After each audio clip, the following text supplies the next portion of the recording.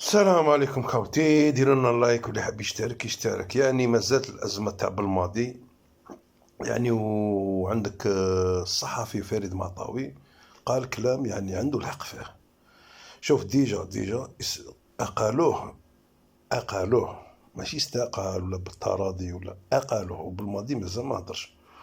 وراهي الاستفزازات كيما راه يقول فريد معطاوي راهم يستفزوه. عباك باك يستفزوه الاستفزاز هذا، ومن بعد واش تولي الحكايه؟ تولي تغننت.